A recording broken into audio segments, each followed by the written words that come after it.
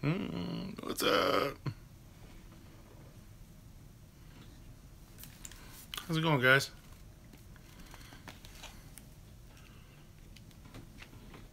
That tiny water again. What's new? You guys hear me all right? You're always lightheaded, Grim.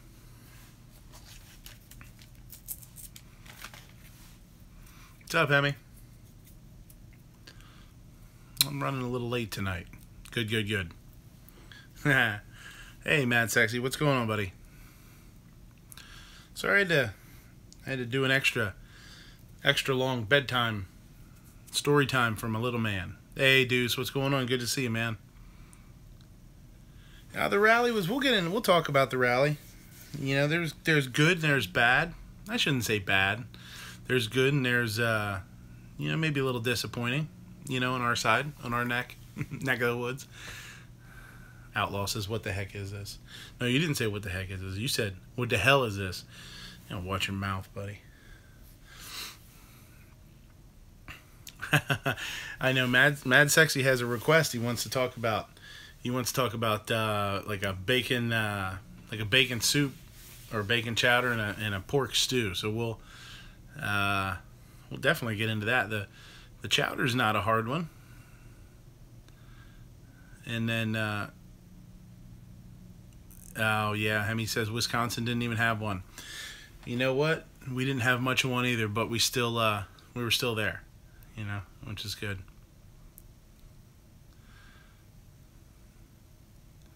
Travis is great. Says he's been thinking about a potato soup this week. All right, well, we'll talk about potato soup. We can do a soup. We can do a soup episode. We can bang out some soups. It's getting cold out. It's getting cool out. It's kind of a good time to talk about it. What's going on, Jorge? George? Yeah, it is that time of the year, for sure. We'll give it a couple of minutes here. I did post it on Gun Channel that I was going live. I remember to do that this time. So we'll see what happens.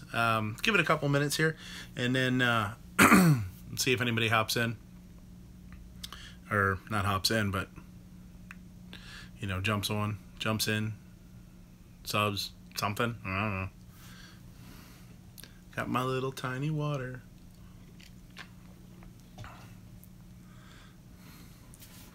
Ellis is here. Ellis, you're talking about buying new guns. What's going on? Did you buy a new gun?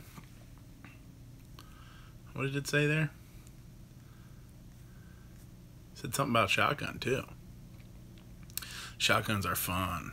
I love shotgun. We all always want new guns. That's the hobby, right? Not addiction. Hobby.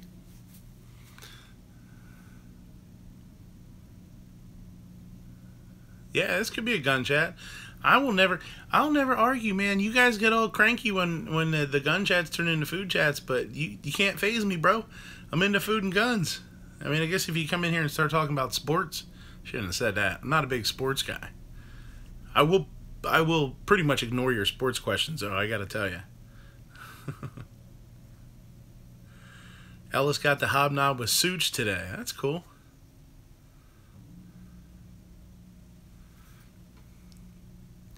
I know. Last week, yeah, Too Hot, he says, for not posting my shit. I need to get with somebody and maybe I'll hit you up, Too Hottie. I need to figure out how to do that. I haven't done that yet. Phoenix says, anyone see the big sports ball game today? LOL. Yeah, I know. That's kind of how I am too. Like when somebody says we did great, I didn't know you were even on the team. That's awesome. We're somebody's watching a hockey game on TV. Like, hey, how many touchbacks did they have today? Just start. My wife hates it. She hates it. She's like, shut up, quit being an asshole. I'm like, no.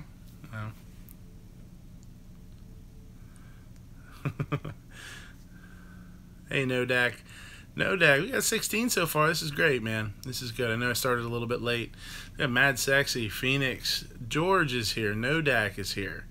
04 Hemi, RL, Grim, of course, Outlaw, Gary Decker, Mr. Gizzard himself, Too Hottie. Did I miss anybody?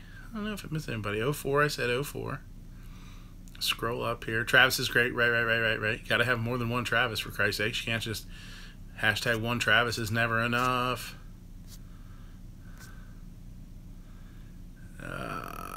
Too Hot, he says, talk with Ellis who goes tactically, or basically anybody. We can walk you through it. Yeah, he says he's never done it, and I don't know if it's any different with a phone. That's why I never really tried it at first, because Gun Channels is I don't want to say it's bad with mobile. It's not bad. It's just a little flaky. I have some issues with it. It won't keep me in. It always, it always takes me to the mobile app, which is fine, but the mobile app does not work as well as the regular desktop, so I end up, going to the regular site and going in through everything like that. So that's how it is, Hemi ordered his first AR, 7.62x39. That's awesome, man. I still need to get I want to get an AR, man.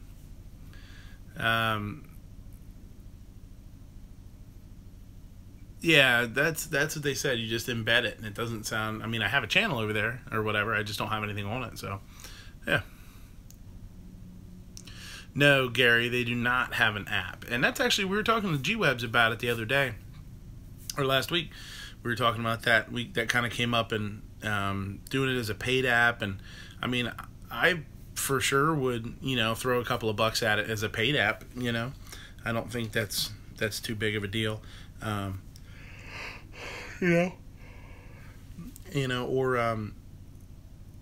even if it was super simple, Jumpy's here. What's up? Jumpy wants to know how you pan fry a fish without breaking it up. Man, okay. So here's what we're gonna do. We got 15 people, and I got a bunch of questions already. So that's awesome, man. We could rattle some stuff off here. So if you asked a question, like Jumpy, don't let me forget about you. Okay, give me a couple minutes, because I got one or two we wanted to talk about soups today. Mad Sexy wanted me to talk about soups, and then there was a potato soup. Whoever talked about the potato soup, I forget. But chowder, cream-based soup, usually almost always implies that it's going to have potatoes in it. If you watch my mac and cheese video, the beginning of the sauce is Deuce Driver T. The beginning of the sauce, where you're adding I forget what we did, onions and garlic, butter, and then tomato bisque and tomato soup are the same thing. Well, the bisque is going to imply that it's cream-based. Yep. So the soup, I gotta stop reading the chat and start talking. Onions, garlic.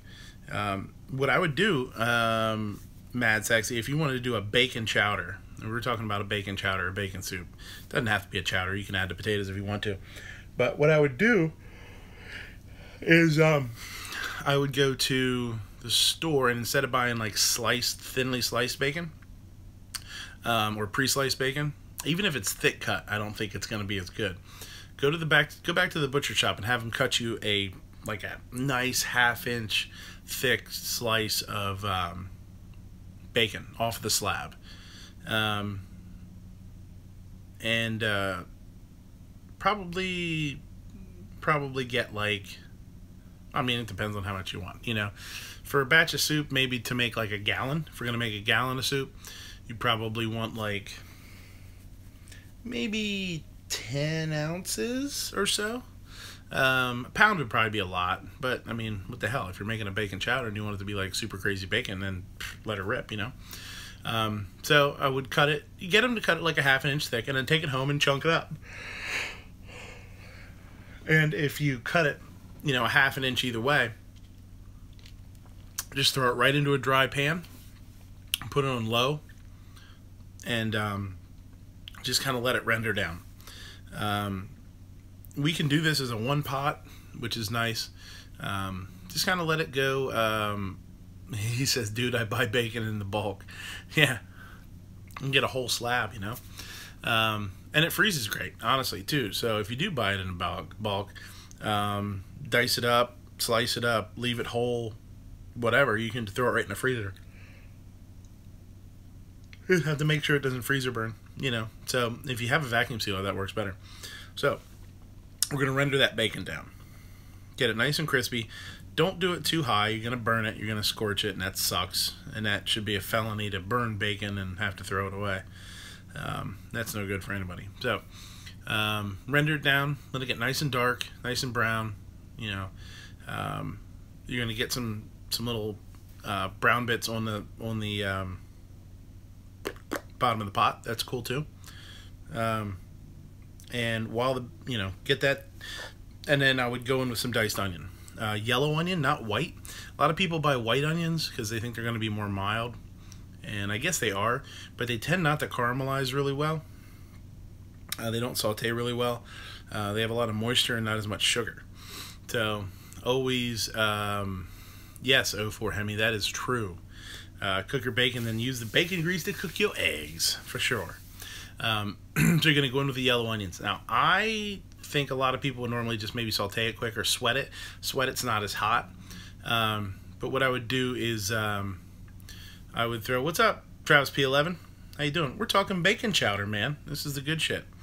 So render that bacon down. Throw in those yellow onions.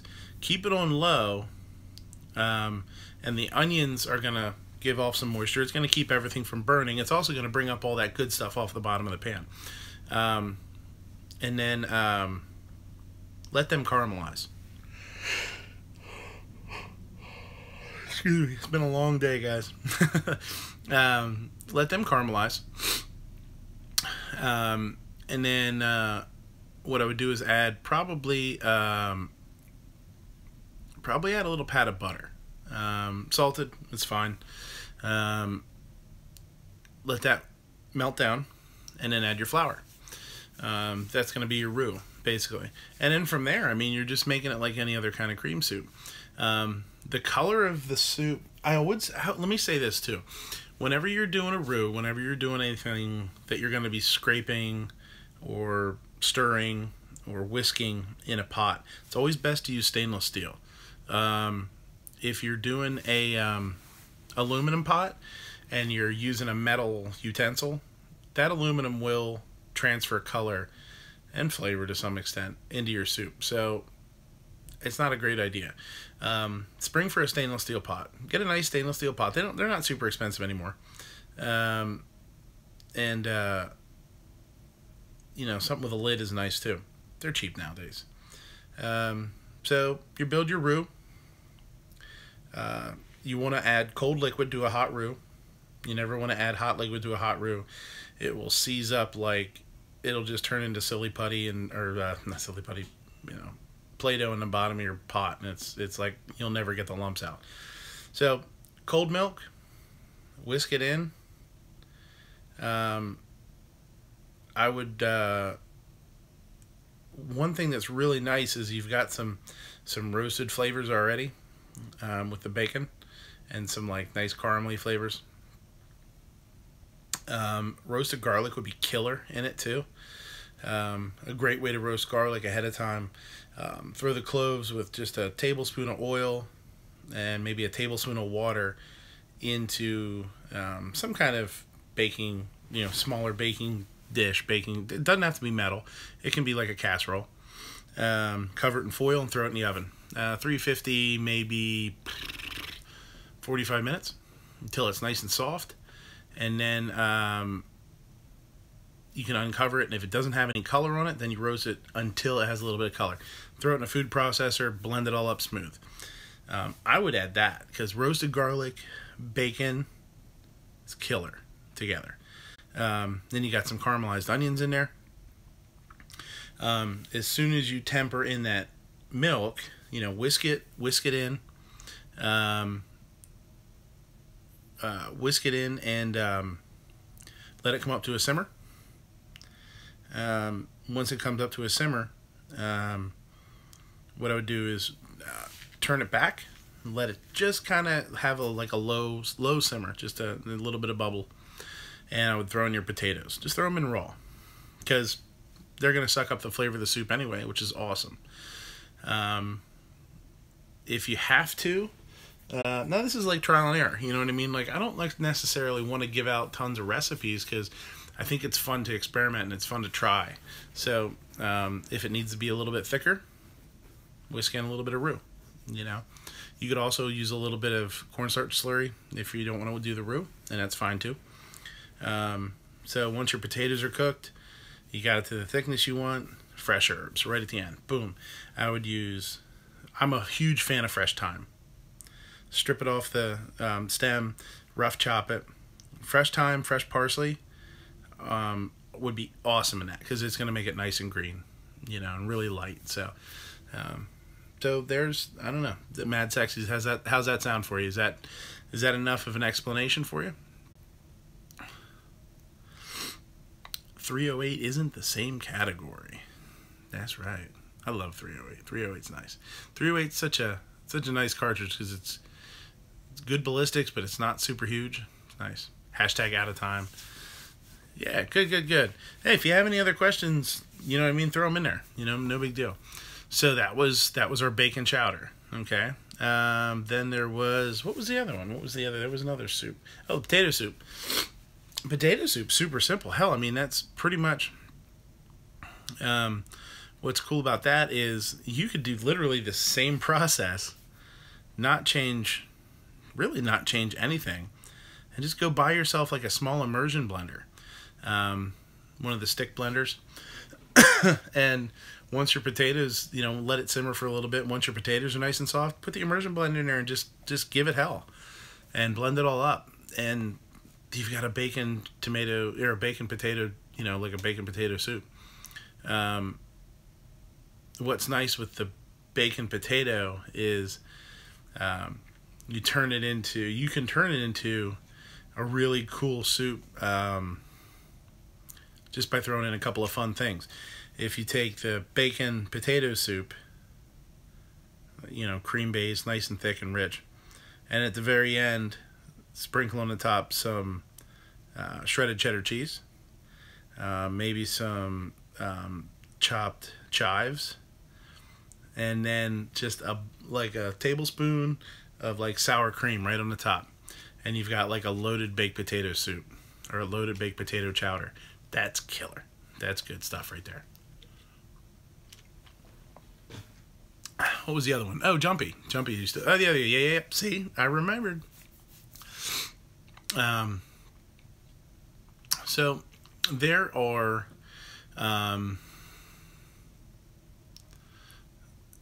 Hemi says a tomato and Gouda. I love smoked Gouda. Smoked Gouda's killer. So, Jumpy, do you have a fish spatula? I know that sounds like a very, very specific tool, but it is a huge help. They are really thin, and they usually have a little bit of a bend to them. Then, like I said, they're thin, so they have a lot of spring. Yeah, you said nah. Go Google it. Just Google a fish spatula. You can buy a cheap one. You can buy an expensive one. Whatever. The Phoenix says, is that one of those female products? I don't think so. It could be. You could market it though, probably. I don't know. Maybe you and the girlfriend or wife or whatever can go into business together. Travis is great. Says he has a cast iron pan for fish. That's a good way to go because it holds the heat. Stainless or non-stick pan.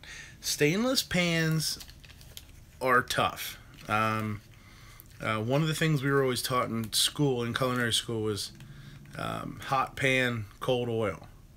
So you get your pan nice and hot, you throw the oil in there, and within a second or two, you throw your product in there, whatever it's going to be, your fish, your steak, or whatever.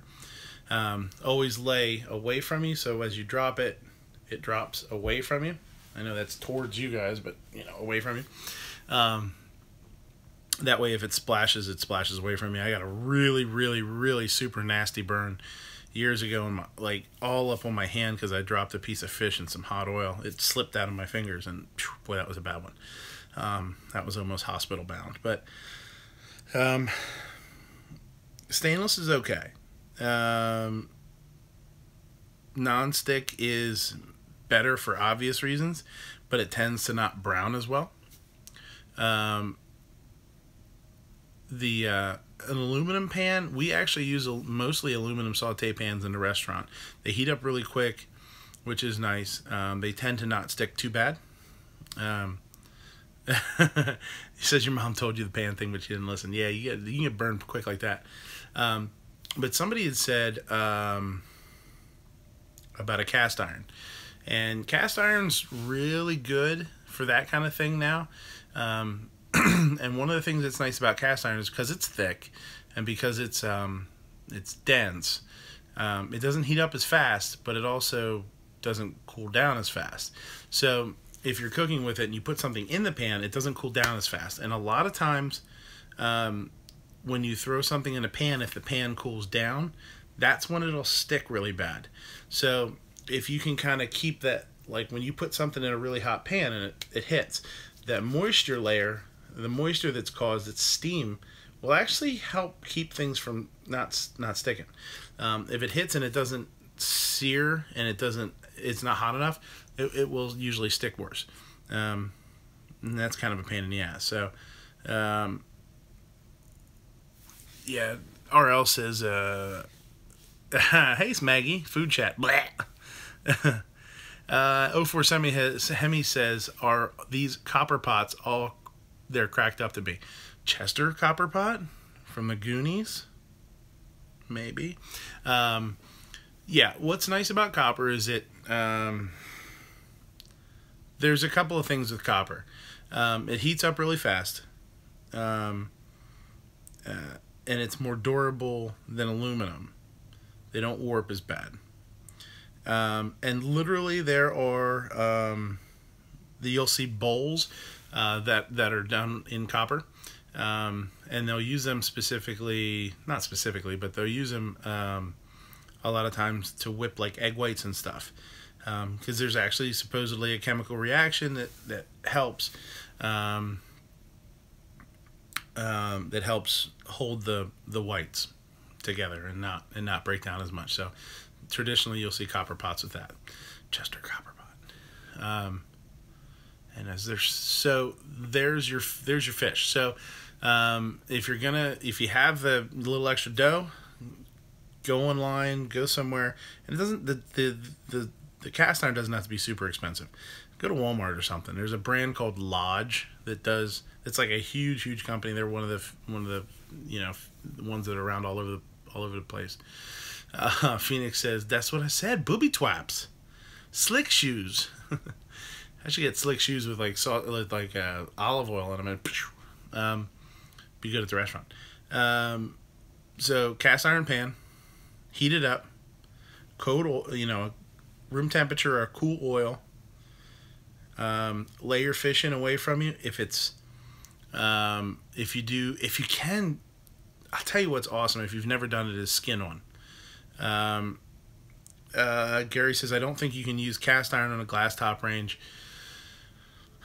I think it depends, because that would be, if it's an induction range, maybe not. Travis says, how to season cast iron. Hold that thought. So we will, if you can get a fish with the skin on it, that's awesome. Take the fish and just barely score the skin, just so you just cut through to the meat, throw it skin side down, and just cook it like 90% on that skin side. Get it nice and crispy, and then flip it over just for like 10 seconds. Awesome. And the skin will just peel off if you don't want to eat it. If you don't want to eat it, that's fine. There's some fat underneath that skin that keeps everything nice and moist.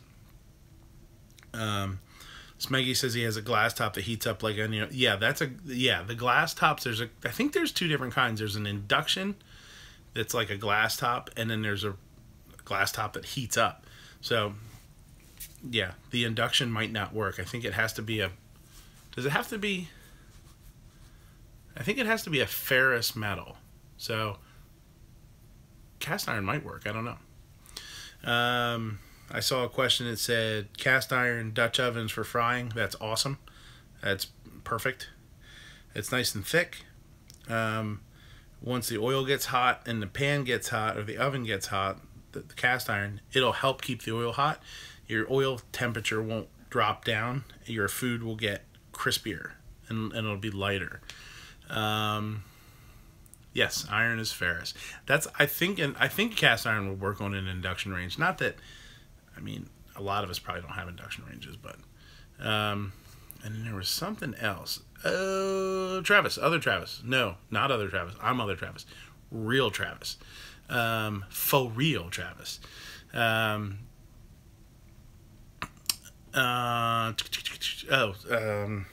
heck did he say?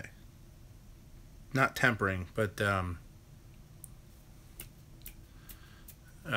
P11. What the hell did you say? Not tempering, seasoning the pan.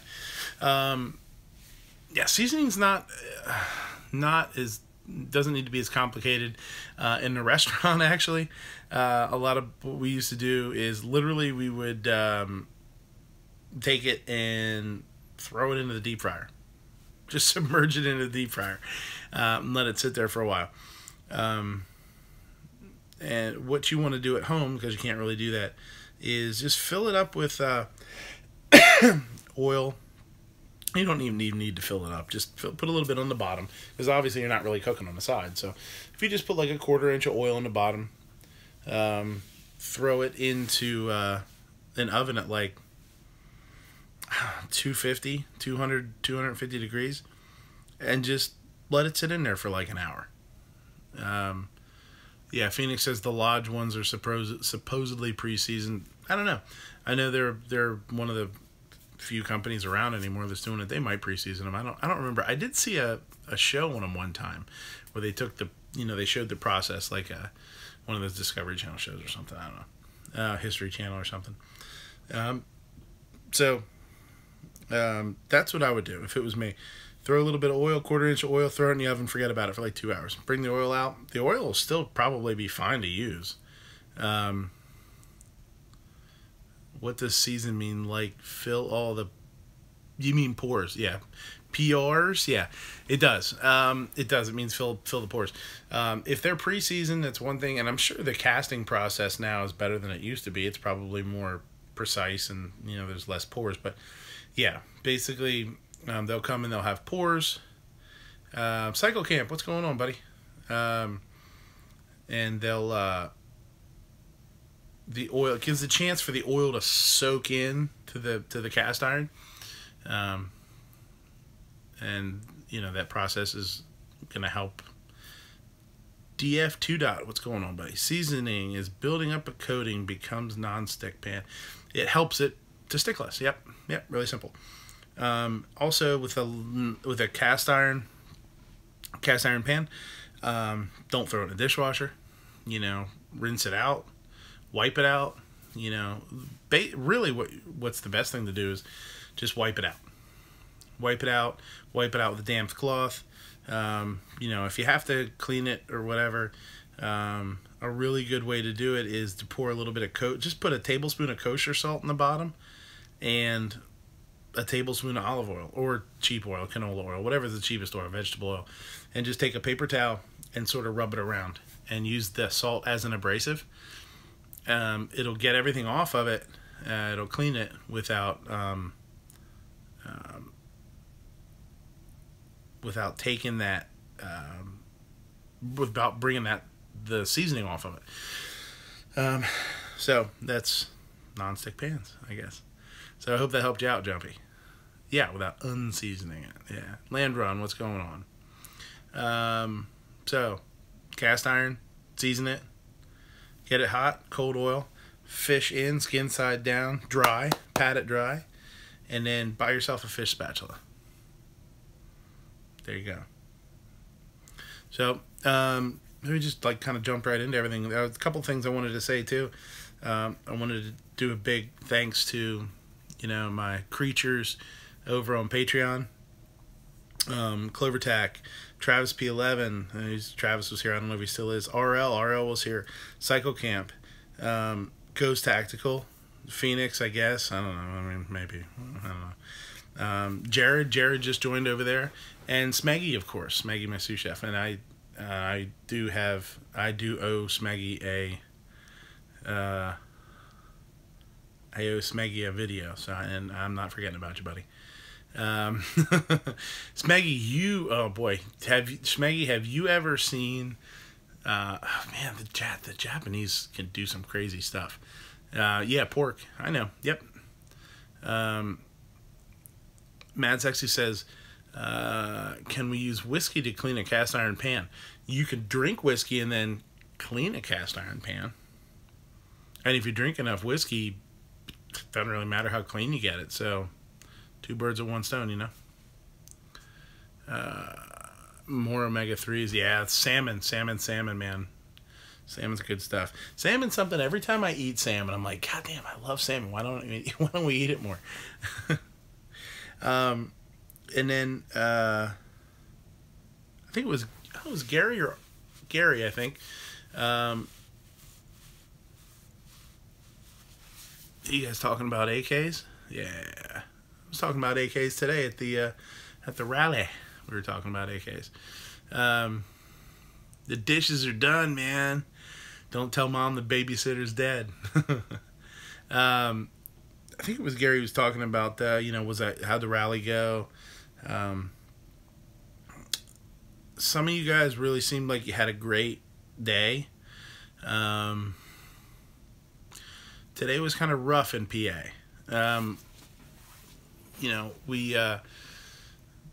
We ended up only being 3.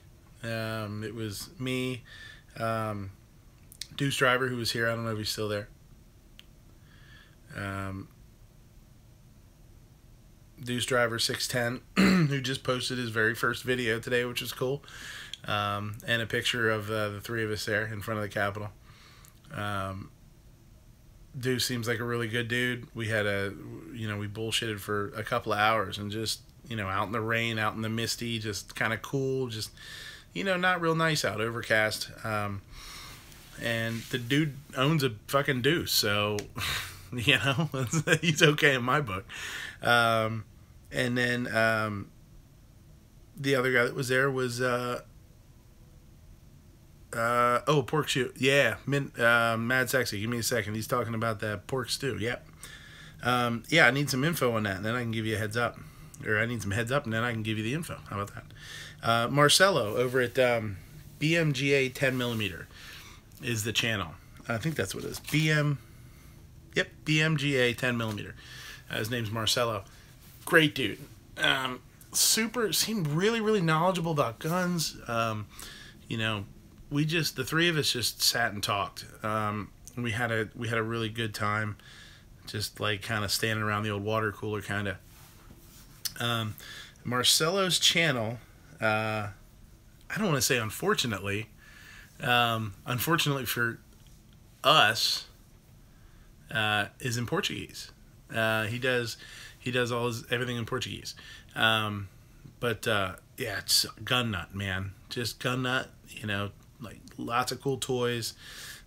Seemed very knowledgeable. We talked a lot today about everything from, oh my gosh, boy, I don't know if either of the guys here, I don't know if Deuce is here or Marcel. I'd love to see Marcella here. Man, we talked about anything from reloading, hunting, long range rifle, calibers, 308, 6.5 Creedmoor. We talked about our rifle ranges. We talked about, gun laws and the Second Amendment. It was great. I mean, if it would have been, to only have 3 people there, I feel like it was a great 3 people to have there because we all really enjoyed each other's company. So that was really cool. So I wanted to give a shout out to those guys. BMGA 10mm, Marcelo's channel, unfortunately for us, is in Portuguese. I don't know if Travis speaks Portuguese, or maybe a little bit. It's similar. I think he's got like 25 or 700 subs. Yeah, it's okay, RL, man. Everybody's got their own stuff going on. He's got like 2,700 subs. He's got a really nice channel. Deuce Driver has 1. Me. Or well, it might be maybe caught more than 1 now, but It was just me. So go over.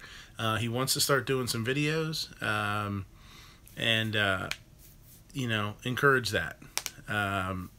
Yeah, that's why I said that, Travis. He said he can read it fairly well because it's so close to Spanish. Yep. So go check out his channel. He's got some cool toys up there. He does some live stuff. Yeah, I subbed to him today, and I subbed to Deuce Driver 610. So go over and do that. Check him out. It was really cool. That's my public service announcements for today. Yeah, I'll hit Clover Tab. I don't know if Clover's here. If Clover was here, it'd be 2 channels for him to really put the word out, because he likes to do that a lot. You know, smaller channels. So pork chop stew. Mad Sexy. Give me some. No, George says Marcello 10mm BMG. No, it is BMGA 10mm. Is this channel name? I believe. God, I hope so. You know.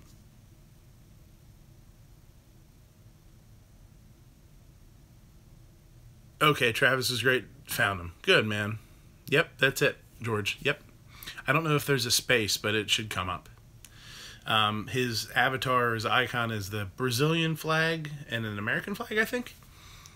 Yep, that's it. Yeah, really good dude. Yeah, if you go into Deuce Driver 610, his video is just a quick video of him today coming to the Capitol, you know, and a couple of pictures and you know, and that's it. It's real short and sweet, but candied bacon, you can't go wrong with that. It's a 4-weight shy tag. Nice. Who? Mad Sexy, you're still here, I guess. Yes. You're allergic to parsley? What the hell? Who the hell's allergic to parsley? It's like being allergic to air. Okay. Pork chop meat. Enlighten me. First of all, I wouldn't spring for pork loin. There's no reason to. I mean, I guess technically if you want to call it a pork chop stew, you should use a pork loin, but it's not really necessary. Who needs to breathe? He says they can't breathe after eating it. I mean, come on. Who needs to breathe? I would just go and get yourself whatever inexpensive pork roast you got floating around at your grocery store. Pork butt would work great. Or a pork shoulder, you know, similar. And what I would do, probably, now for me, I would probably try and do it in one pot, but I think actually for somebody at home that maybe not as confident, would be to kind of braise the pork by itself, and then you know, turn it into a soup or a stew, which is cool. But let's pretend here that we're going to do it in one pot. Chunk it up. I would say 1/2 inch. If you're going to be Ghost Tactical, what's going on? Oh, he's exhausted. He's going to bed, but he wanted to stop by and say, hey, sorry for not sticking around. Have a great chat.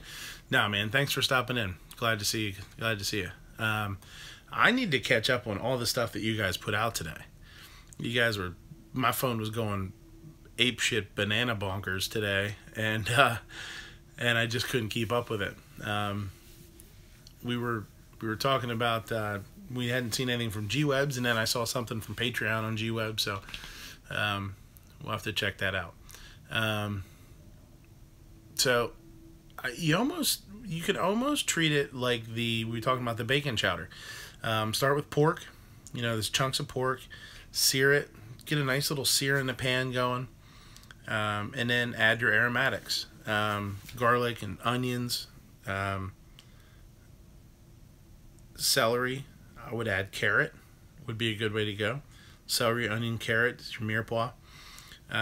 Now, to get super technical here, Goat. Yeah, you had goat too.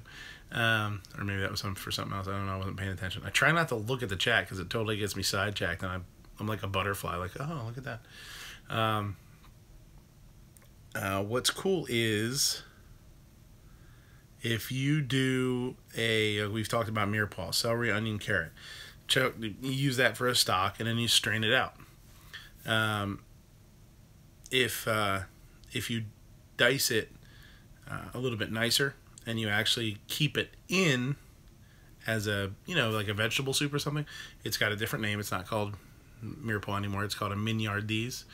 And that's what you would want to do. So I would sear the pork, add your veggies.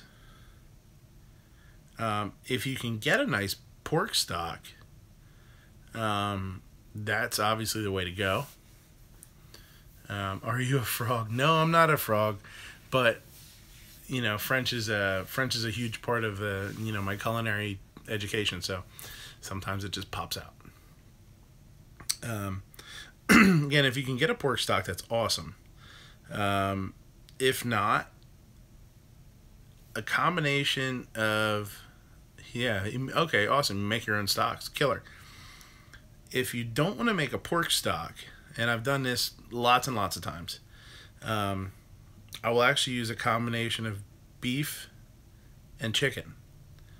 And if you do like maybe, I would say 60% chicken, 40% beef, or if you buy the broth. I mean, this is for home use too. Like if you just go to the grocery store and you buy like a can of broth, get the low sodium out, which is nice.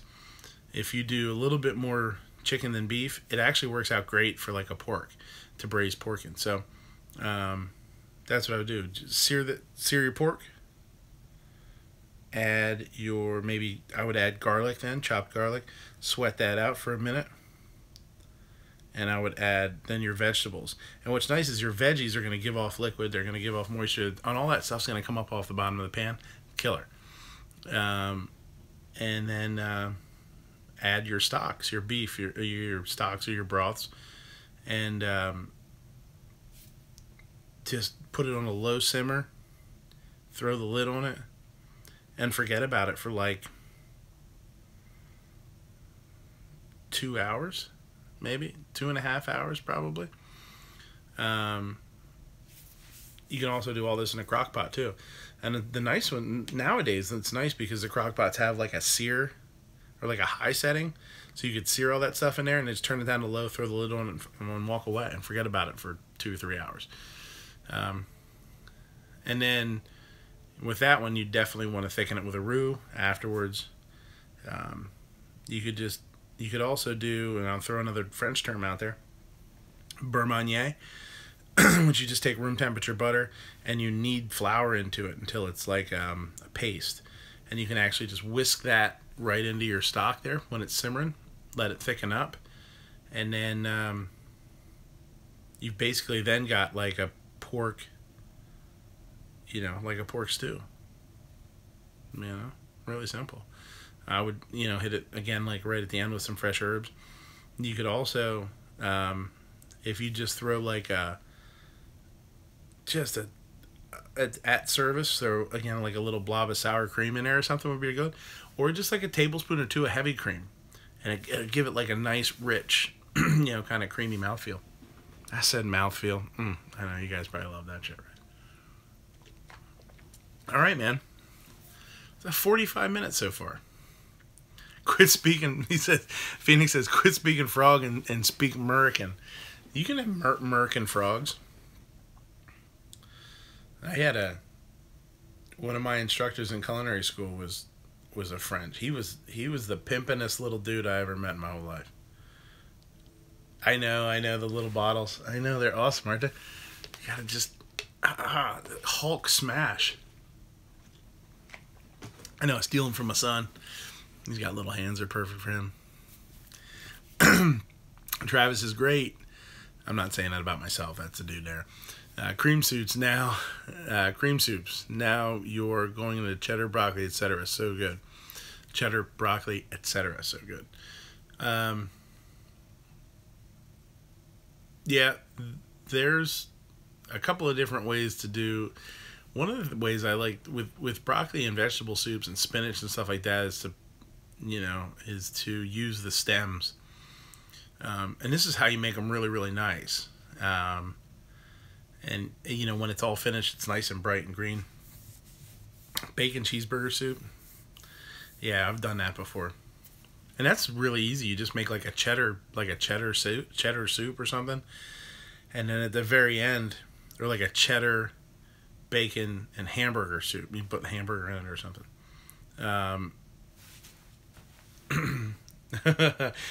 Here you make those bottles look.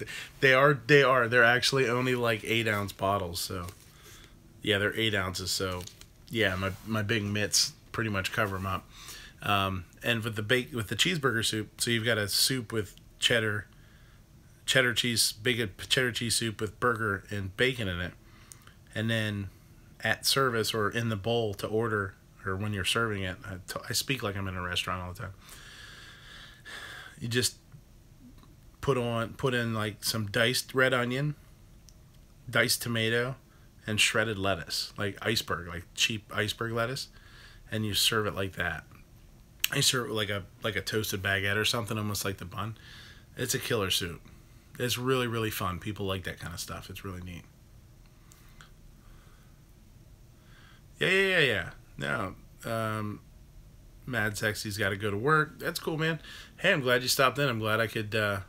Oops, did I just put you in timeout? No, okay. Yeah, I am always in a restaurant, so it's hard not to speak like that all the time. I say behind you all the time, like it's a restaurant thing. Like, oh, behind you, coming behind you. I do it at the house all the time. I feel like an asshole. But yeah, Mad Sexy, thanks, man. Thanks for I appreciate it, man. Throwing the questions out there. It helps fill time. It's content for me. Something cool to talk about that you guys are interested in. That's neat.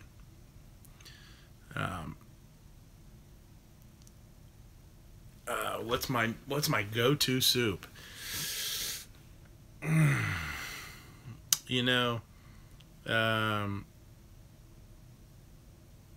Like a beef. Yeah, French onion is good. French onion is a good way to go. I like to tweak it up a little bit and use like lager, like like a lager, like a beer, like an onion and ale.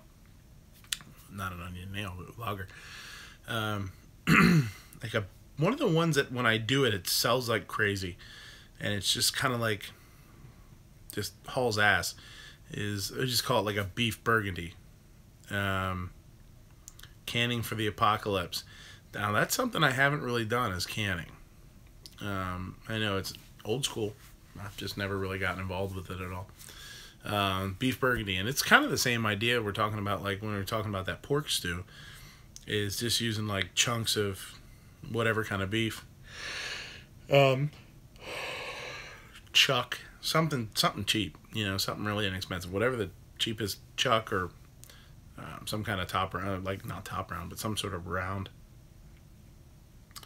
Sear it, add your veggies, sear it really hard, add your veggies and garlic, and then like a big shot of like burgundy wine.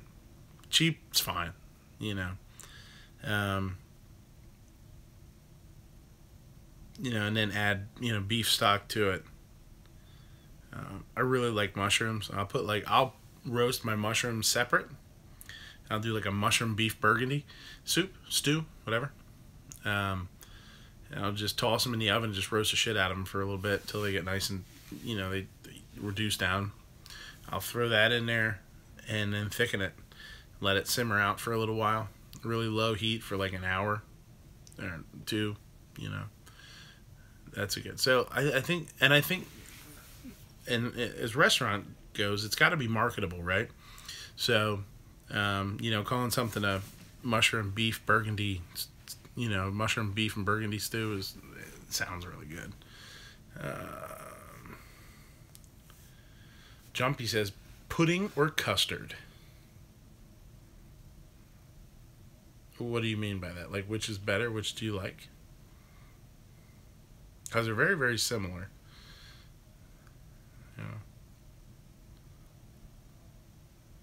This was a quick 40. We're at almost an hour. It was a quick hour, man. I wasn't planning to go too long tonight. That's what she said, right? There's got to be stuff I missed up here because I wasn't really paying attention. Oh, yeah, Travis is great. Says the French onion and bread bowl. That's good. That's good nummies. That's for sure. Yeah. Especially if you do, like,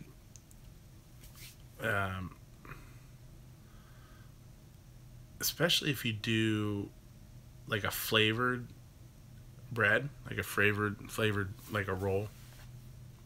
You get something cool like caramelized onion, or I'm a big olive fan, too. I love olive bread, so. Phoenix says he likes the donuts with the chocolate pudding or custard in them, the Krispy Kreme ones. Yeah, it's tough to go bad with a donut that's like cream filled, you know, some kind of pudding. It's pastry cream. Yeah, man.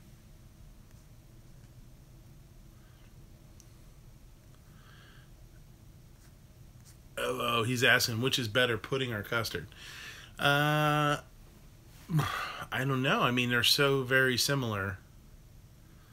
I mean, they're almost... If you ever swing through Clovis, New Mexico, you gotta hit the lunchbox.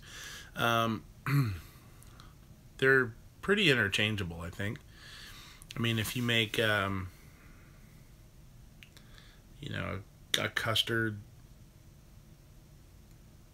And when you make a pudding, like when I make pudding, if I make it from scratch, it's basically what I would call a pastry cream, which is, mine is also thickened with a little bit of cornstarch, whereas a custard usually isn't. But other than that, there's not a whole lot of difference, and you can pretty much interchange them. Other than a pastry cream or slash pudding, the way I make it isn't as stable because it has cornstarch in it. It's, you know, it would be more stable if it didn't. So in that sense, the custard might be, I don't know, maybe it'd be a little more, it wouldn't get watery as fast. I don't know. Yeah. Better question. Okay, so there you go. I didn't even see your question, and maybe I answered it. When I do a pudding, I basically make a pastry cream, and it's eggs, sugar, vanilla, cornstarch, and then temper in hot milk, whisk it in, put it back on the heat and whisk it until it's thick. And then I throw a big plot of a shot of butter in there, and pour it into a pan, and put plastic wrap directly on top of it so it doesn't form a skin. Okay, so that's a pastry cream or a pudding.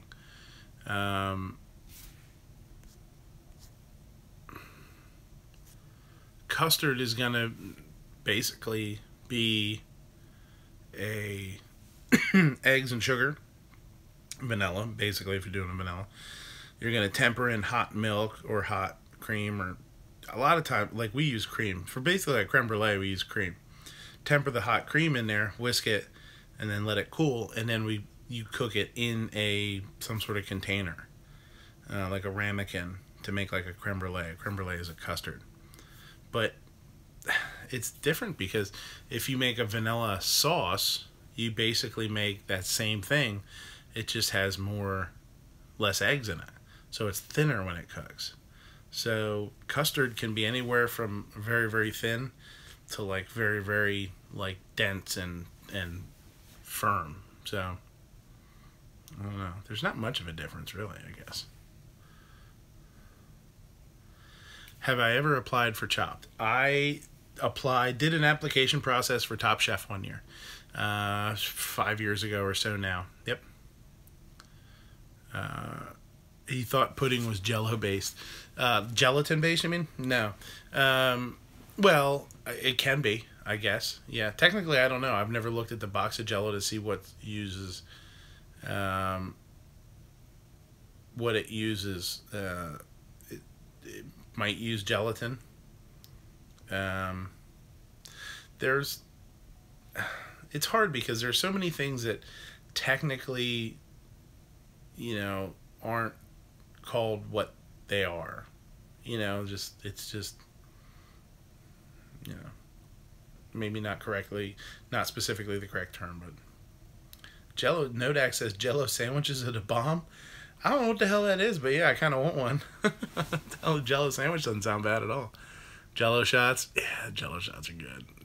Jello shots, if you make them, I mean, if you've ever had Everclear or something like that, you start making Jello shots with Everclear, you might wake up in some funny spots, man.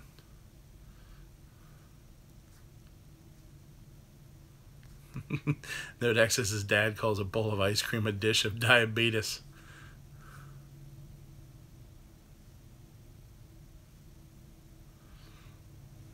Yeah, the Texas shooting, we didn't really talk about that. I guess it's up to 26 killed, 20 injured or something like that. It's crazy. I wasn't necessarily going to bring it up just because it's still ongoing. You know what I mean?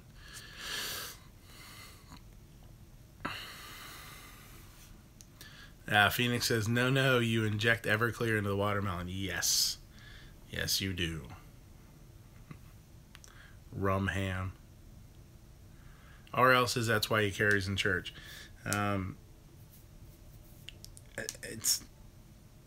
You see stuff like this happen, and it makes you want to carry everywhere. I mean, and that's part of what we were trying to do today was to say, with the Second Amendment and our right to carry, say, one of my things was to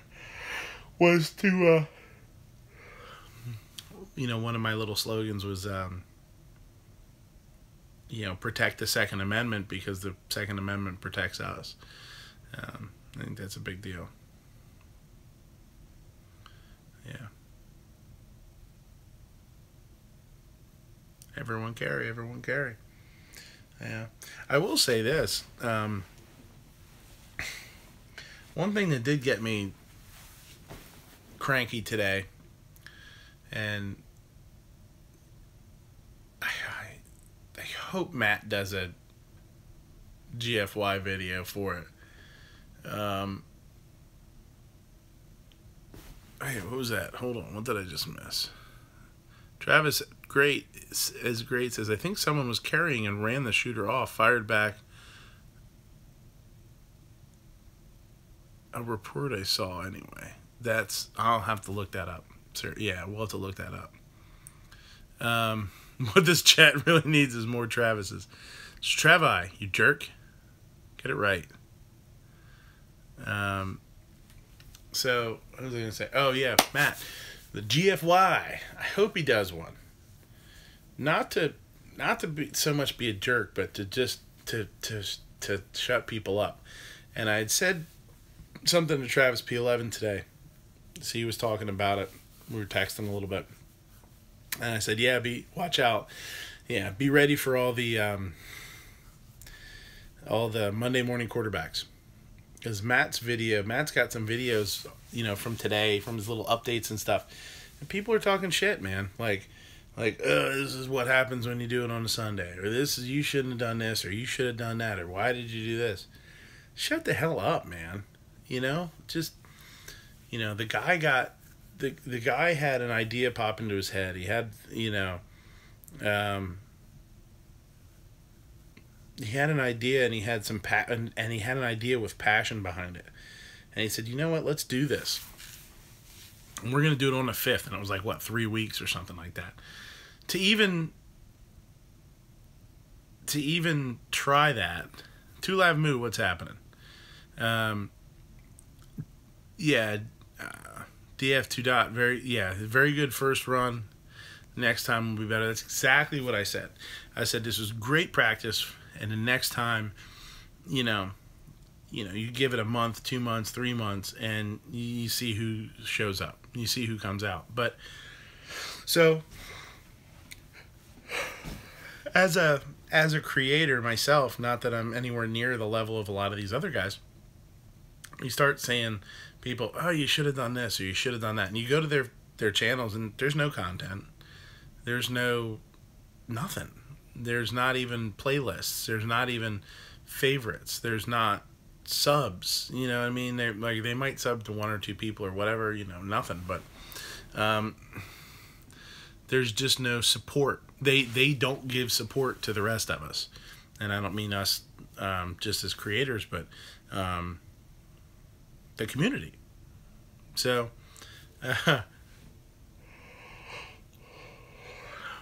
someone posted on the gun channel shout out the other day. Yeah.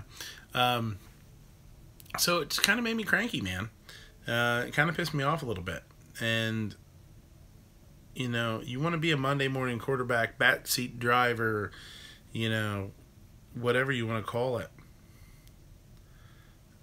for somebody, towards somebody that that was really trying to do something awesome, and you want to, you know, critique it and say, well, this is why it failed. Fuck off, basically, you know. And that's really all I got to say about it. You know, you want to, you know, go do something yourself, man. You know, sometimes you win some, you lose some, you know.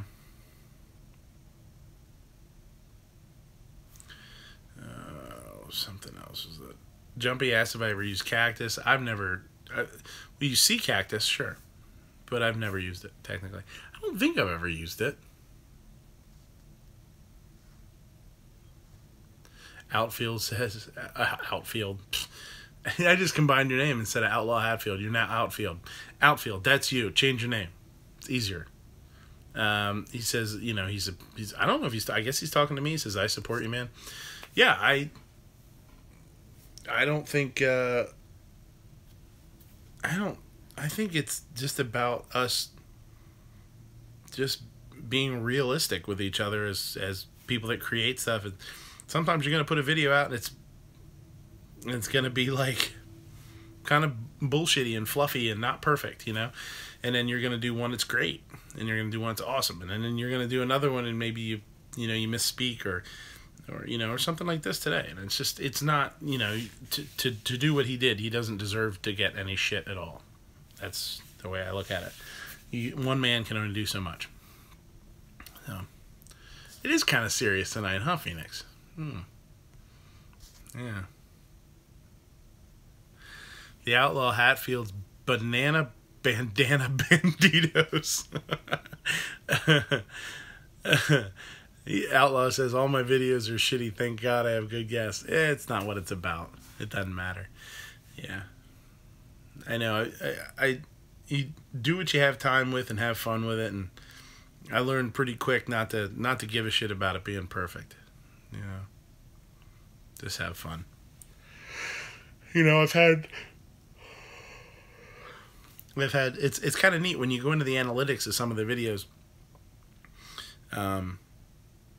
And you look at like watch time or duration of view or whatever they call it, and the average, they say the average is like 4 or 5. Mine's like almost 11 minutes, I think, just because I'm doing a lot of live stuff and my videos are longer. Some of my videos are pretty long, even the cooking ones, because I'm going to show everything I want to show, you know. And there's a lot of cooking. We can watch cooking videos online, and they're really super quick, and they don't really tell you enough. They don't tell you what's going on. They don't tell you exactly what they're doing. I don't give a shit if I'm doing a mac and cheese and it takes me a half an hour to do a video. Fine. If you don't want to watch a whole half hour, cool. Yeah. But, you know, I think it's funny that, you know, my comments and, you know, everything I do has been very, very well received, and it's very positive, and I appreciate that very much. Yeah, but it's only a matter of time before somebody gets on there and be like, yeah, this recipe sucks. This looks like shit. All right. Go back through the drive-thru then. Rock on. Get me some nuggets while you're at it. RL says, PA has rallies every spring. Months of notice, good advertising, big support from multiple groups. We get 150, usually sometimes 200. What Matt accomplished in 2 weeks is amazing. Yeah. Yeah. Yeah, for sure. No, no qualms about it. And you know, like I said, there's a lot of stuff I need to watch. I mean, I'll probably close this out and try and catch up on a couple of them.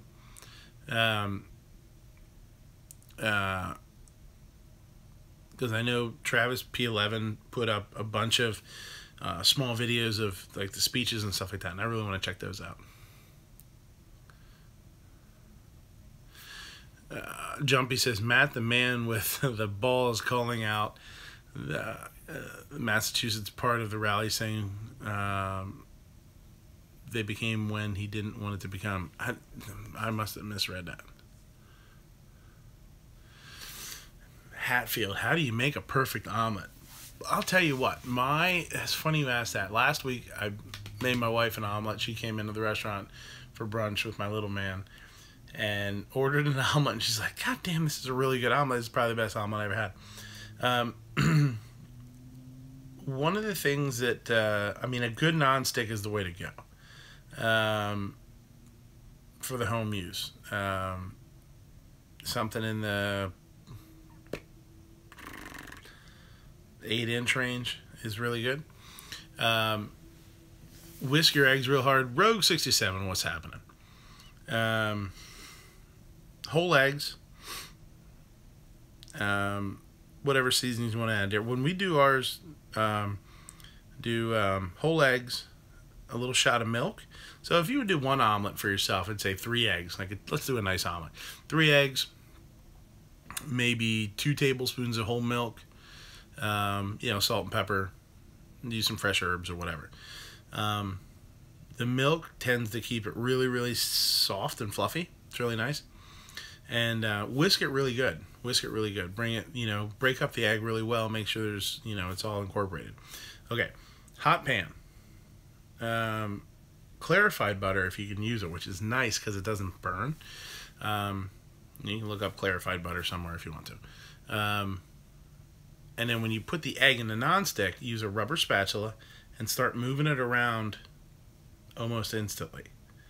And you want a nice hot pan so it doesn't, you know, it helps not stick. Start moving it around. Just like go from one side, literally just put the spatula and go from one side and just kind of like move it around a little bit. It helps kind of fluff it up. It cooks it really, really fast. It doesn't let it brown, and it'll stay like super, super tender and really light and fluffy. Omelet. There you go.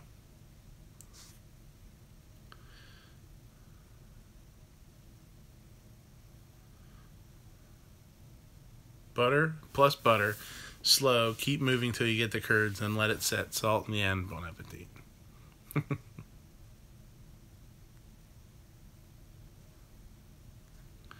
Mac and cheese. Hey, there we go. BMGA 10mm. What's going on, buddy? How's it? Great to see you, man.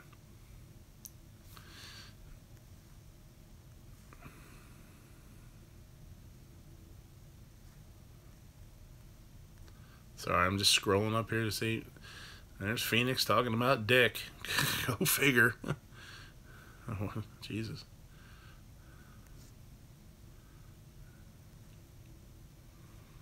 Yeah, BMGA 10mm. Marcelo, it was awesome to talk to you today, buddy. You and Deuce Driver made it a great day for me to really get together and talk a little bit. He says, I'll tell you what, Matt motivated me from his first video on the subject, so he's good in my book. Absolutely. Beans and Franks, Franks and Beans. Outlaw says 3 cheeses, ham, and onion. I guess you're talking about omelets still. Do yourself a favor. Start in the pan with the onion and the ham. Saute it up with the butter, and then go with it. It just brings all the flavor into the omelet. It's awesome. Midnight says, Phoenix says, I'm not the one posting pictures with my meat in my hand. Yes, it has happened, but that was a gorgeous cut of meat. That was a American Wagyu, local American Wagyu New York strip, man. Check it out on Patreon. Killer. Like, just awesome marbling, nice thick, you know, marbling. Travis is great. Says pre-cooked veggies a bit like onion, green peppers. I do that myself. Some people don't because they like the crunch. Whenever I do veggies, onions, tomatoes, peppers, spinach, whatever the hell it is, honestly, just about sausage, bacon, we like chorizo or whatever, always start it in a pan first, especially if it's a nonstick, and get it heated through. And brings out all that flavor. It's awesome.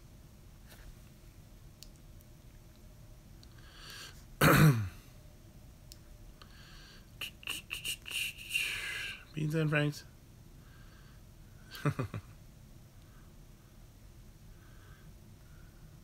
Yeah, talking nonsense. Holy Grail. And always better with bacon grease. That's right. Yeah, man. I mean, honestly, the best thing to do is just take raw bacon and chop it up and render that down in the pan and then go with it. That's a good way to go. I feel like there was something else I wanted to bring up tonight, and I don't remember what the hell it is. Brain damage from lack of sleep. RL says he had pretzels and cheese whiz earlier, keeping my white trash roots alive. That's right. The closet?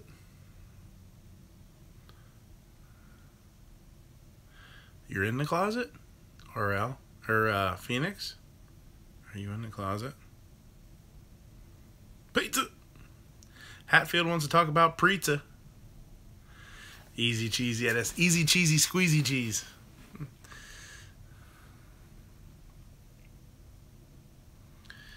Phoenix says spray cheese is greater than cheese whiz.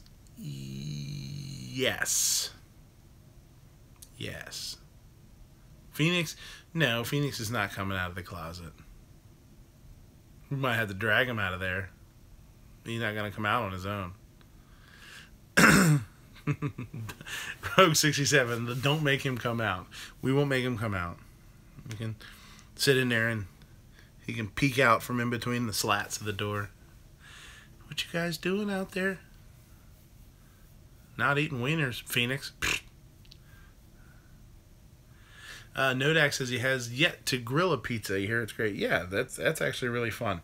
One of the things I have done in the past is we will grill it on both sides and then top it with the topping and finish it in the oven.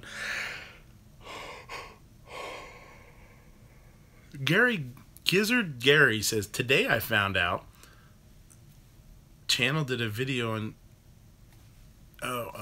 found a channel that did a video. Dude, I swear to God, I thought it said today I saw Gun Channels did a video on Cheese Whiz. I'm like, what the hell's G-Web's doing, man? He's lost his rocker. Now Hatfield wants to talk about Phoenix being in the closet. He says he can come out. It's okay to love 1911s. That's right. Nothing wrong with that. Double T says Cheese Whiz is cardboard flavored Velveeta.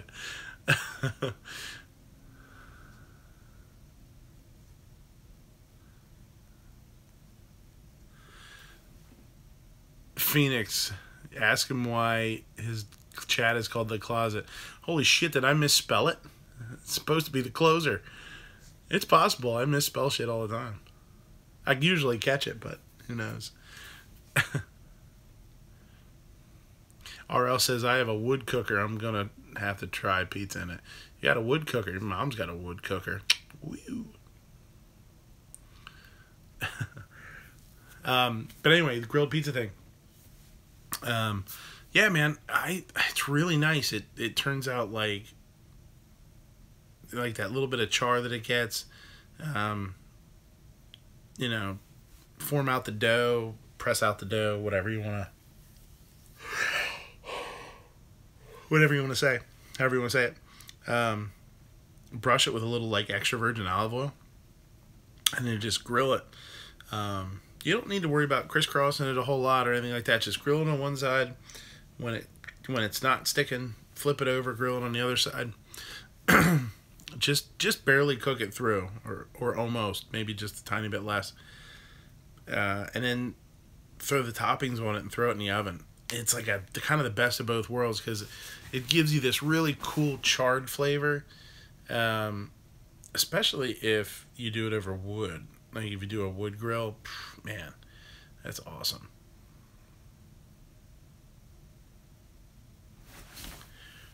Still got 14. Did he just say yo mama? Oh hell no. Yo mama. My mama said. My mama said Phoenix is in the closet. Jumpy says, how can you eat caviar but not spit it out so you can look classy? I'll be 100% honest. Like I'm not that I don't like it. I've had it. I've had good caviar too. Outlaw says, when are you gonna fry us up some catfish? I love catfish, man. I really, really do. Catfish is actually one of my favorite fish. I love it as a sandwich. It's great. What was the other one? Home runner, what's up? You sleepy?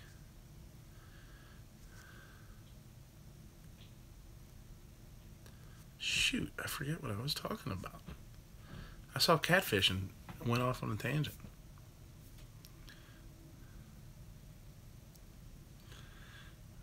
You and my damn hush puppies, yeah. Crappie and bluegill's good, yeah. I mean, it's mild, flaky whitefish, you know. They're just so damn little. Those little guys, bluegills and sunfish and crappie and stuff like that, they're fun to catch. But holy, I don't know. I was never ever brought any home. I don't think. Maybe once I caught like one big monstrous sunfish one time or bluegill or whatever when I was young. But I've always liked catfish. Sweet, like it's a really sweet, flesh. It's really nice. All right, BMGA 10mm. He's gonna head out. Thanks for subbing. Thanks for checking in, man. I hope to see you again. All right, be safe. Or else is your mama so fat she fell and broke her leg and gravy poured out. Outlaw says trout is the best freshwater fish. I do not agree because I like catfish so damn much. I really do. I will take catfish over smallmouth or trout. I like trout. I think flavor wise it's really nice and delicate, and it's got that super small flake which some people like. I just like a larger flake fish. I think something a little more dense. Hush puppy daddy, hush puppies daddy, we ain't got time for that crap. Yeah, catfish is good. Yeah. What's nice is if you do trout to leave the skin on. We were talking about, I don't know if you were in here, Hatfield, we were talking about fish a lot earlier. Leaving the skin on is really nice. Because it holds it helps hold it together. Yeah. Salmon, Too Hottie says salmon. Big salmon fan. Yeah. Yeah, we use a lot of salmon at the restaurant. Right? Salmon is such a popular fish. It's still relatively inexpensive too. It's not real bad. A lot more than it used to be, but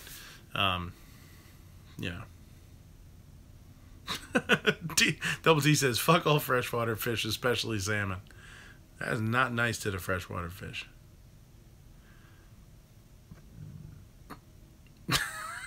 That was a good one. Hold on, let me get back to that one. Your mom is so fat, she went to McDonald's and they had to call Wendy's for backup. I like that. That's good. Black and red fish. Tuna is the best. Bite me. Yeah. Yeah. Better stop the yo mama jokes. Midnight might get in trouble for cultural appropriation. Yeah. Tilapia.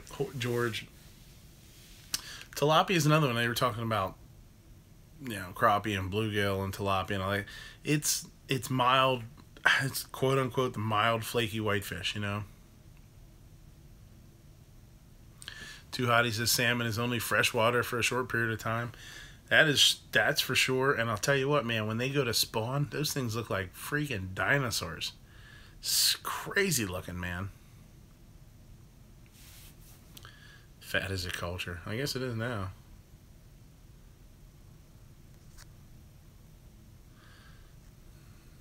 Still got 11. 80 minutes. Yeah. So what's up?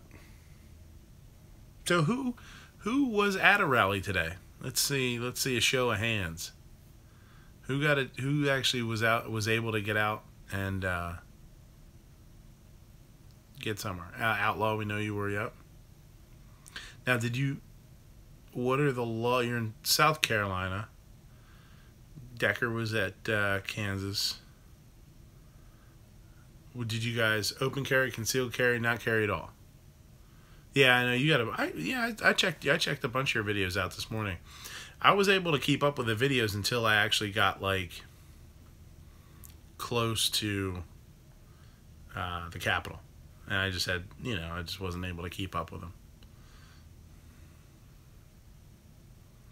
Gary concealed carried.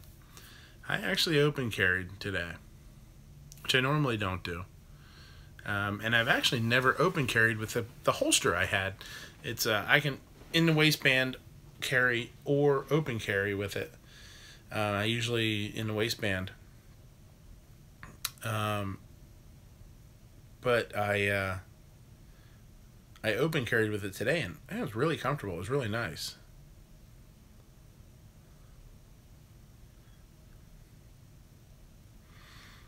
RL was OC today.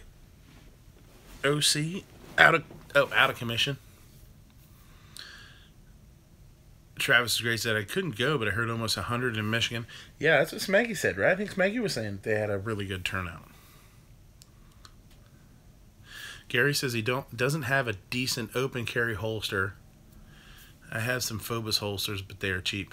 I actually have. I picked up. Now I don't have a Glock, but this holster is made for a Glock, but it fits my pistol good. Well, whatever. It fits good. And it's the DeSantis Dual Carry 2, I think it's called. Leather, open muzzle, open bottom. It's not form fit, like it's not, it's not molded or anything like that. It's inexpensive. And it does have a thumb brake on it. You can carry it in the waistband with a clip that rotates. You can rotate the clip so you can cant it if you want. And then you could also throw your belt through the loop and open carry. And it was really nice. I like it. I don't pay like $30 for it or something like that, which is more than I had to. I bought it locally, and I probably overspent by $5 or $7, but I think you probably get them for about $25. But that's DeSantis Open Carry 2, Dual Carry 2. Yep.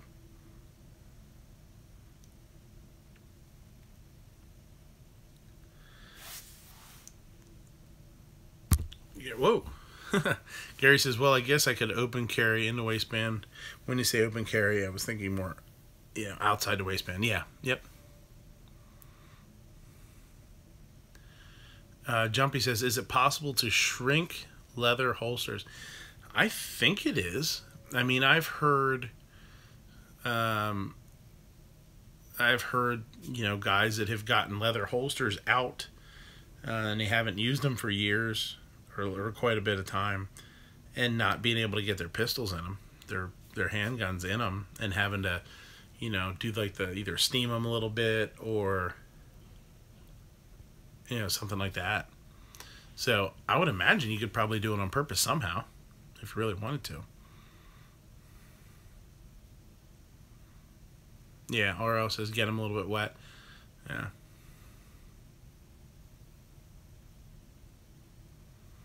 Doesn't tactical muffin top interfere with in the waistband carry? Yes, it do. It for sure do. That's why I carry like 4 o'clock ish with a front cant. I'll can it towards the front just a little bit and kind of scoot it underneath that muffin top. It does help conceal it. Sir, do you have a gun? No, just eat too many cheeseburgers. No, thanks.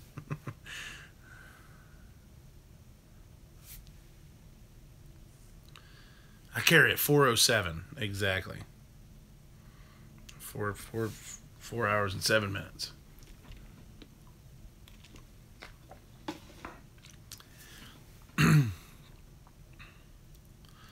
Very cool.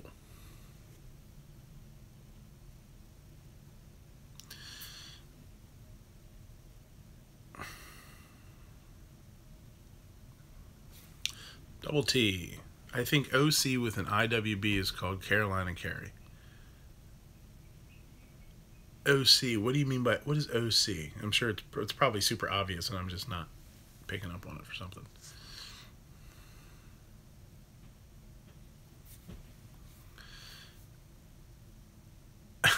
Jumpy says you can eat your belt or boots or holster if you're stuck in a bad situation.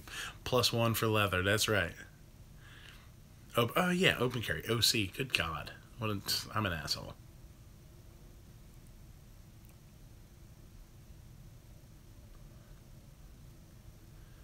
So you think open carry with an IWB. So like you could still see it poking out. Like if you had your shirt tucked in or something, you call that Carolina Carry. I don't know.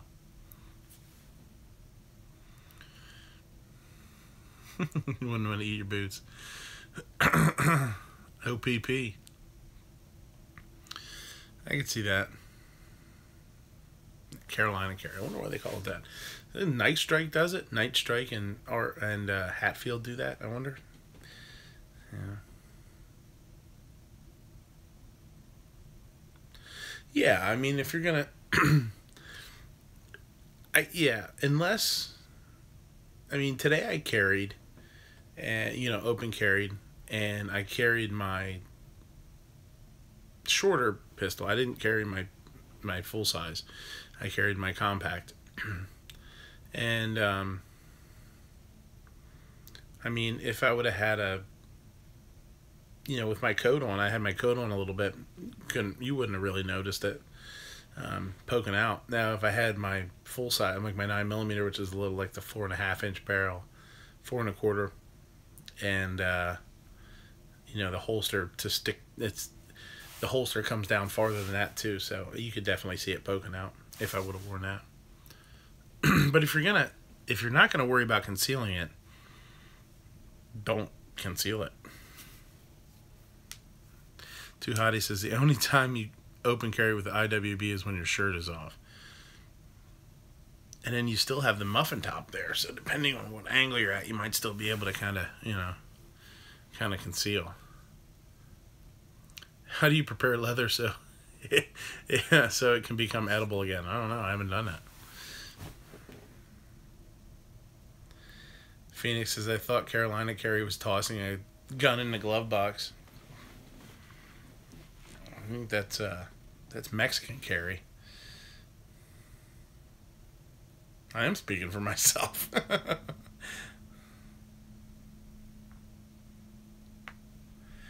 Yeah, I think leather to boil it, and then boil it some more, and then boil it some more.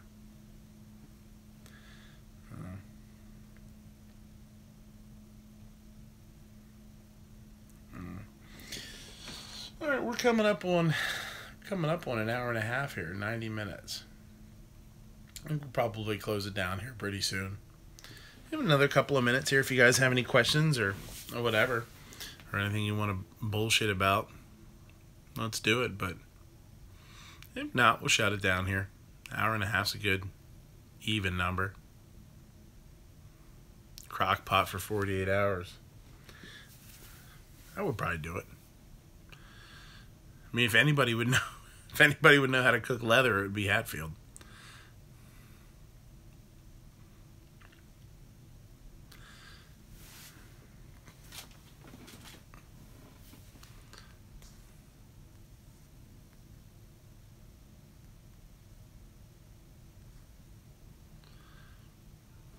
And RL says Jumpy, you'd have to get all the dye out first. It's not really feasible. Thanks, RL, for trying to take this seriously. We're not really cooking it, you know.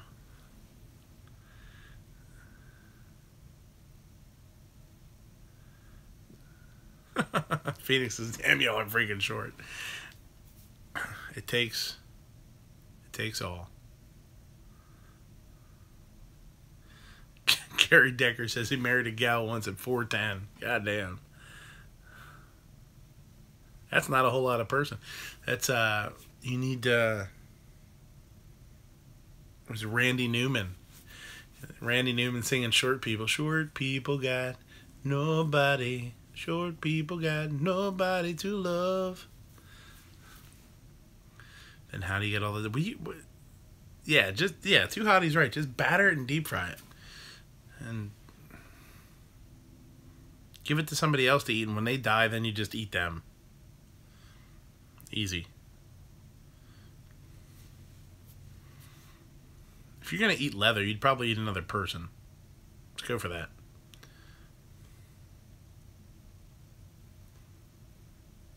There you go. Rub some bacon on it. That should be, if I ever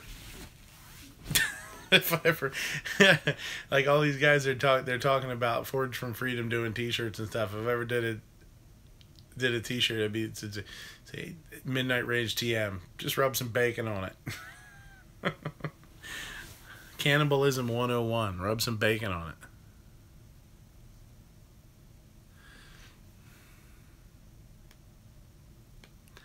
Cannibal Basics. Yeah. Cannibal 101. 101 ways of cooking long pork. I don't cook long pork at all. I have seen your videos though up there. That's not how you cook. You actually just gnawing on it isn't, that's not cooking, buddy. Sorry.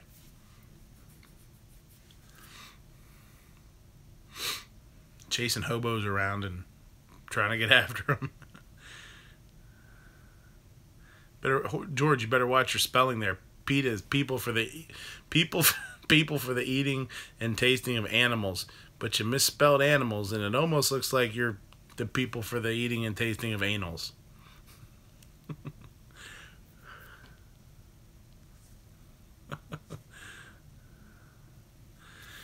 Gary Gizzard says, anyone here mushroom hunt? That sounds like something Phoenix is probably into. He's always in the men's room hunting for mushrooms.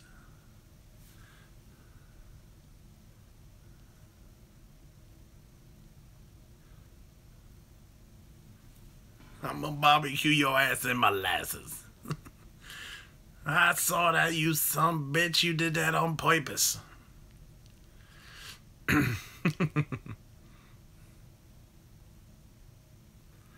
Yeah, fried mushrooms are good. I like fried mushrooms.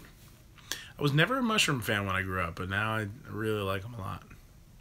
I think it's just like some kids are really finicky, and there are some kids that really do have issues that they just don't like something or whatever, and then they try it. I think most of the time people don't like stuff because they've had it done poorly. Mushrooms are one of those things like, when I grew up and it's like you just have mushrooms that are like raw or sliced or like kind of cooked a little bit and they suck.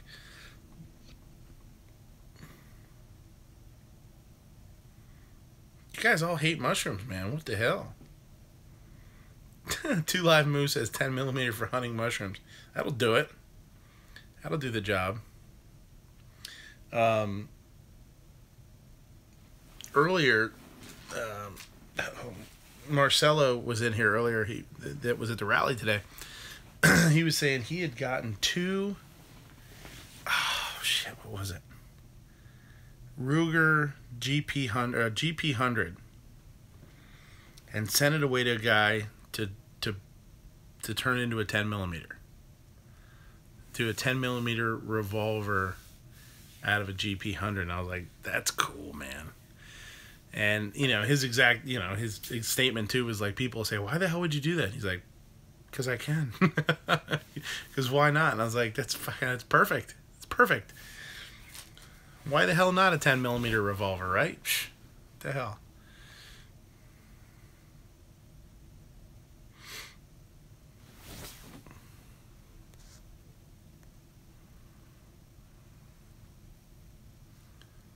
Man, you guys are a lot of allergies. A couple of allergies today. Double T says, why downgrade a 357?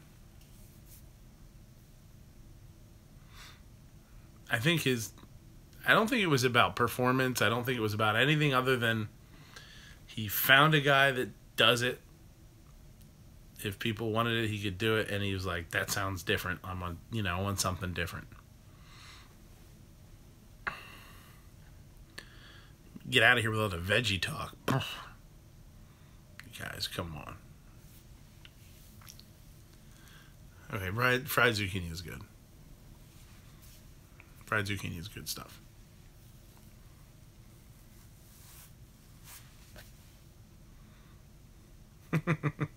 Said they make a better 10mm revolver. It's called a 41 mag.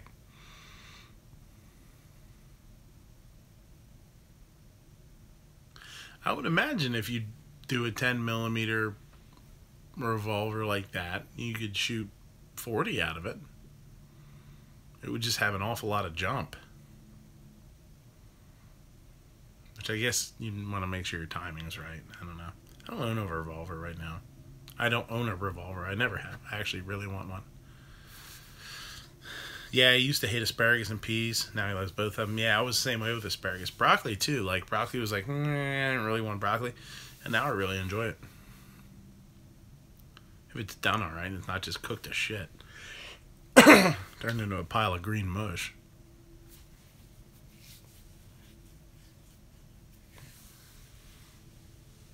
Said I need a revolver. I do need a revolver. And that's how we got on the topic of GP100s. We started talking about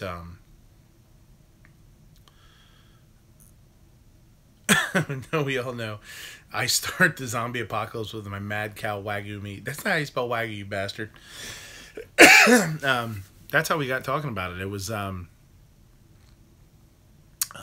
we were talking about owning different types of things, and I was like, I don't have a whole lot of stuff. Money's tight, that kind of thing. And I'm not the kind of guy that wants a ton of stuff. Like, goes out and like, I want this revolver and that revolver and this revolver and this pistol and this. How many? I need another 12 gauge. I'd like a nice collection that has a good example of just about anything. And the GP100 is kind of in the front running right now as one of my next purchases. In 357. I'd like to say I want a 44 mag, but I think a 357 is more practical for applications right now.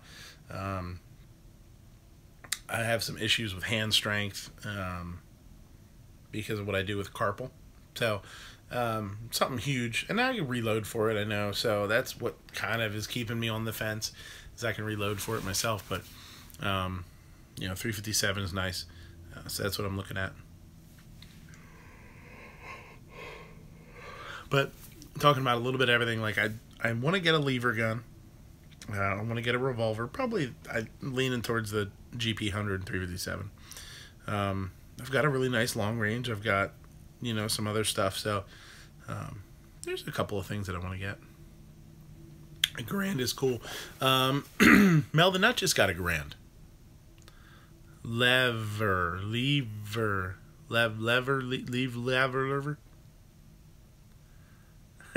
Or else says carpal. Sorry to hear. There goes your love life. Yeah, it's a bummer. Hey, Mel's here. Dude, were you here the whole time? Did I just not see you say anything?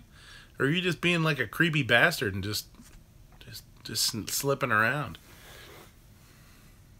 Hey, how you doing? How you doing? Yeah,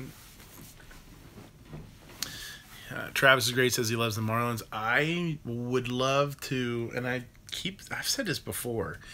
My uncle has the rifle that I used to hunt deer with when I was a kid. It's a Winchester model 94. And I'm super itchy. I want to try and weasel him out of that. See if I can get a hold of it from him. You know, or buy it from him or something. But that was I mean, you can't go wrong with it. And it's like guys, I don't know what year it's from. It's old though. It's pre-60s. It's got to be. Yeah. Well, thanks for stopping in, Mel. He says it's time for bed, but he's going to stop in because he saw that we were live. Mel has a 1988 Marlin 3030. They're cool guns. It's funny, like, when I was a kid, I hunted with that 3030, open sights, killed deer with it, you know. But I would always look at, like, my cousins and his friends, and they had, like, 270s and, you know, longer, 22-inch barrels, 24-inch barrels, scopes, the whole nine, And I had this little old 30-30, whatever, 18-inch barrel or whatever the heck they are, lever gun with, open sights. And I always wanted the other guns, and now I want that gun back. Flat nosed 50 BMG, yeah, that'll do the job. You won't even have to take the deer to get it processed. You just scrape it up off the fucking trees and shit.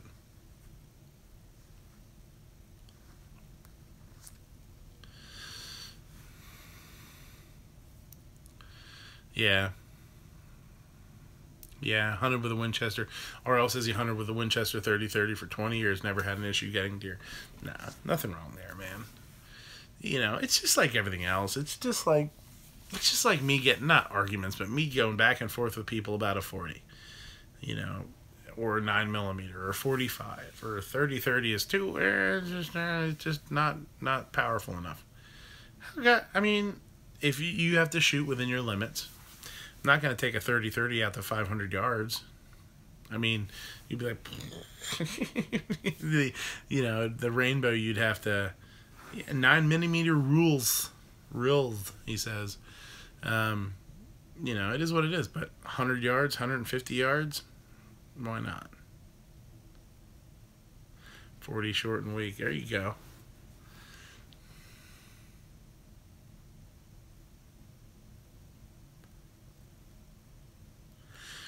Yeah, Mel, after 100 yards, 30-30 open sights gets tough. Yeah, I mean,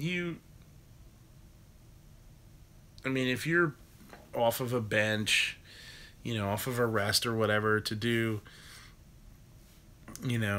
is not a big deal, right? I mean, to get a 6-inch group or something like that. But, if you're out in the woods and you're taking a freestanding shot, or even if you're sitting down and you're,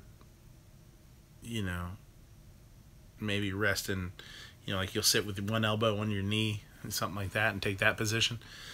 This is a tough shot, Yeah, mine was really, when I shot my buck when I was young, it was really close. It was funny. I was sitting in the woods. I was down a little earlier, and I heard something to my left, and here comes a guy walking, a hunter. He was walking, and he walked right in front of me. We saw each other, and no, not dangerous or anything, but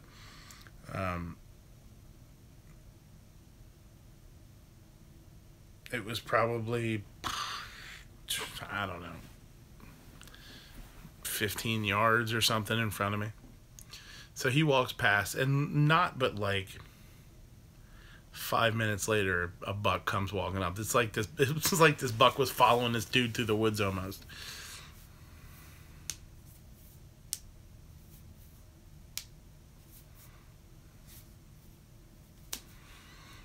I plugged that son of a bitch. I took the bottom of that deer's heart off, actually. It was a great shot. 12 gauge is great for brush gun. Yeah, a lot of people are like that. Phoenix, he said he can shoot more deer out the back window than he can on a hunting trip. They know where they can be shot and where they can't. And then my grandpa used to always say, he's like, oh, they know they're safe. Mel says he sucks after 50. After what, $50? You suck after $50? What do you get for $40? Just a handy?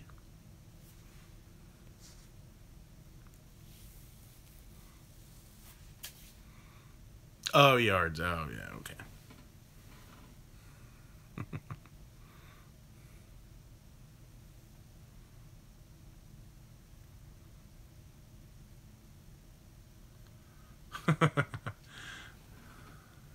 Says his hourly rate is too expensive for you guys. An hour? Who the hell goes an hour? Jesus. Charged by the second. RL says at one time I could use a ring of steel with irons. Steel, steel target at 40. Yeah, now I couldn't even see my car at that distance. I know, I'm getting there too. I had awesome vision at one point. Like better than perfect. I had like 25 vision. And now it's like sometimes I'll be driving or sometimes I'll be reading something and I kind of go, wait, which eye's screwed up? I can't tell. Something doesn't look right.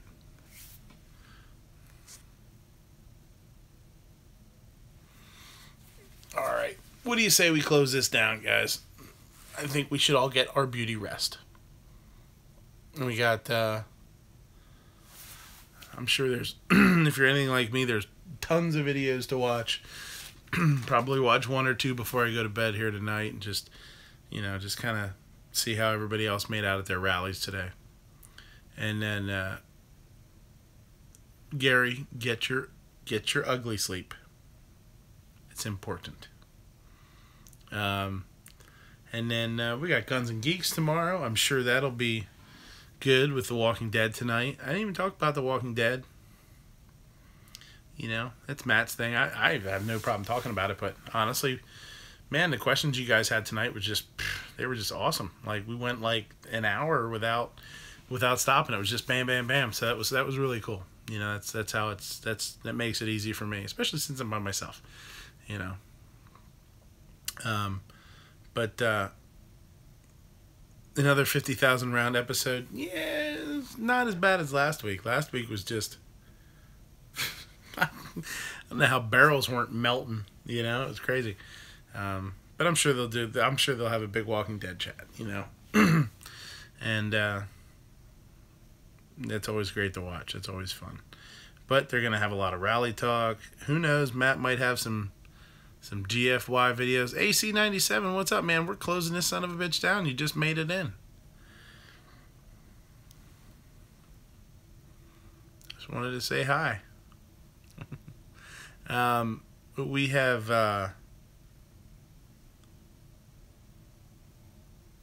oh, Matt, yeah. I could see Matt having some GFY videos coming up here. I mean, I'm not going to poke him and prod him and trying to, you know what I mean? I'm not going to egg him on or anything, but I don't know, man. It's disappointing when you put, a lot of effort into something and you see the people around you kind of rally behind you and other people just kind of leave you hanging. That sucks. Yeah, Travis is great. Says he's going to name names. Yeah, I'm sure. I'm sure. And you know what? Yeah, I understand why he kind of let people stay off the hook a little bit at the beginning. But at this point now, I mean, it doesn't really matter much. He doesn't give a shit about some subs, losing some subs if he pisses somebody off. But,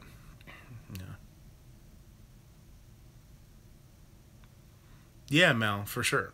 That's one of the things we talked about in the beginning, or maybe not in the beginning, more towards the middle. You weren't in here. We talked about that. It was me and two other guys in Harrisburg. It was it. But, you start adding those guys up, and it's great practice for next time. next time he does one, I'm sure it'll be better. It'll be huge compared to this one, I'm sure. And the people that didn't want to be involved now, screw them, I guess. The hell with it. We'll do our thing and be proud of it. I'd rather have 50 people there that are there because they want to be, than have 200 people there that are just, they don't really give a shit. That's, the numbers look great, but it has to have substance too. We'll bring it. You can bring it back to food too. It's like, you make places do the biggest this and the biggest that. It's like, this is the biggest steak. It's the old 96er mentality. Like, wow, that steak's huge. Is it good? That steak's huge. Is it like really tender? It's really huge. Like, I don't give a shit how big it is. How good is it? So, all right. I'm gonna shut this son of a bitch down. Let me scroll back up here and see if I missed anybody. I don't think so. So, RL said we needed your help. It took a long time to turn this from food chat. It was a good food chat. It was hardcore food chat. So if you guys you guys have any comments, questions, ideas, throw them in the comment section. I see them. And Mad Sexy did that today. He went under last week's chat and asked about some stuff. Bring it up this week. Give me something to talk about. It's fun. It's fun. I'm glad you guys are enjoying it. Nothing wrong with tacos, bro. Tonight was taco, easy food.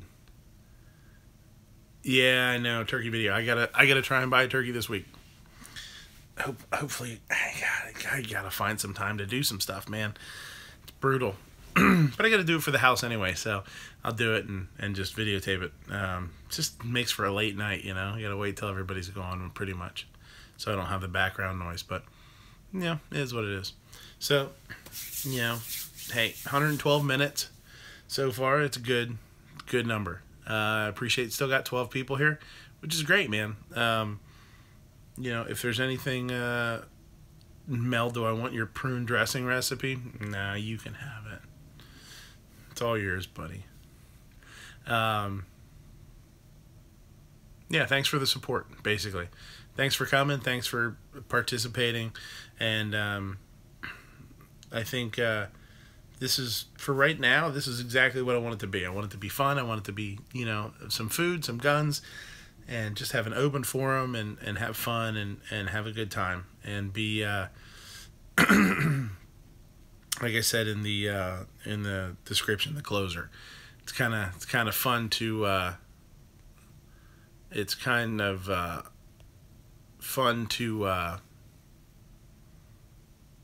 be at the end of the week like this. So, all right. So I will see you guys. Yeah, too hot. I got to work on the gun channel side. I know. I got to get. I'll just ask Travis. Just Travis and I have Travis's number. We can talk a little bit. Yeah, Phoenix the Closet.